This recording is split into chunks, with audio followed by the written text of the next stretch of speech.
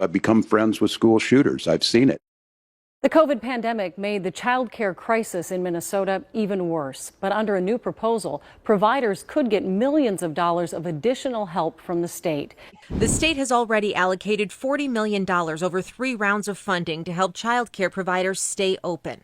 But KARE 11 discovered the state vastly underestimated the need. Now, as child care providers say they're in danger of closing, Governor Walz is proposing another infusion of cash.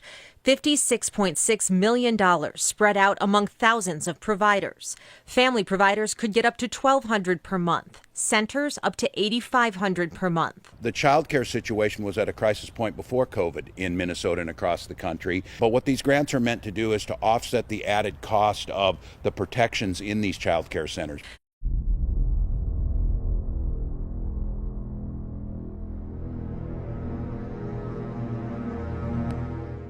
As far as childcare on this, you have to take it at both the supply and the demand side. You can't expect the most important people in our lives to take either our children or our parents to get paid the least amount of money. And we have to make it easier for folks to be able to get into that business and then to make sure that folks are able to pay for that. And we have to make it easier for folks to be able to get into that business.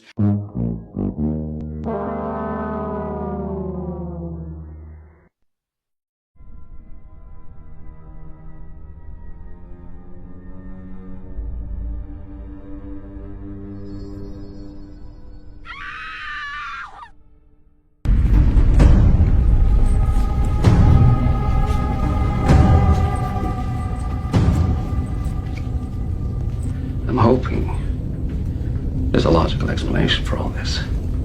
Mind your own damn business.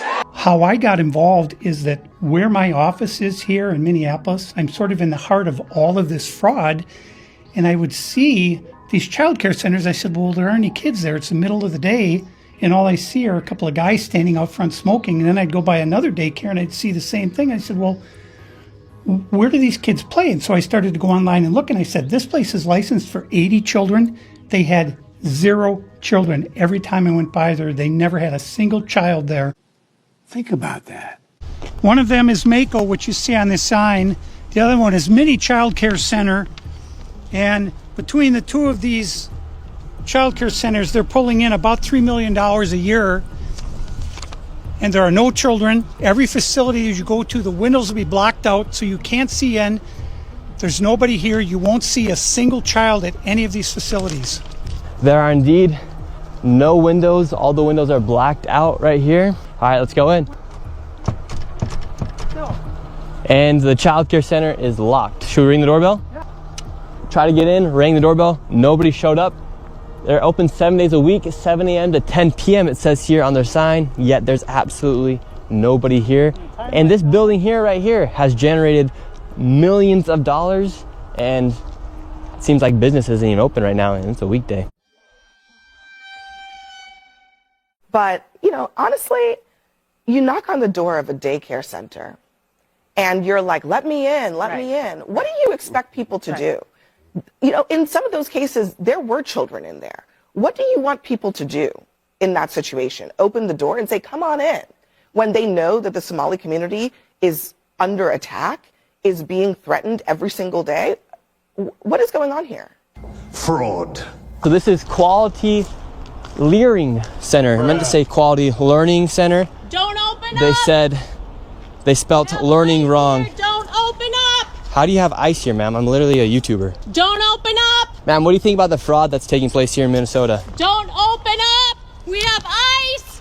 And what do you think about this place being licensed for 99 children Don't open up! and getting $4 million Don't over open the up! It's ice! $4 million in the last 2 years? Go away!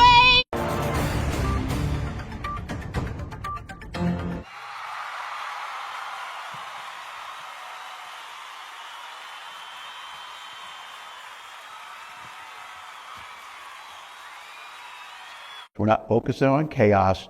We're focusing on lifting people up and doing the right thing. I had my entire life stolen from me, and this asshole, he gets to what, just walk around like nothing happened?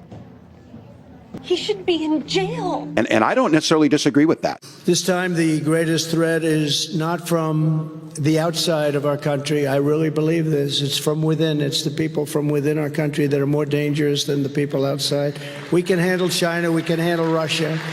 We can handle all of them if you have a smart leader. But the inside people are very dangerous. They're very sick people, in my opinion, in many cases. They're sick.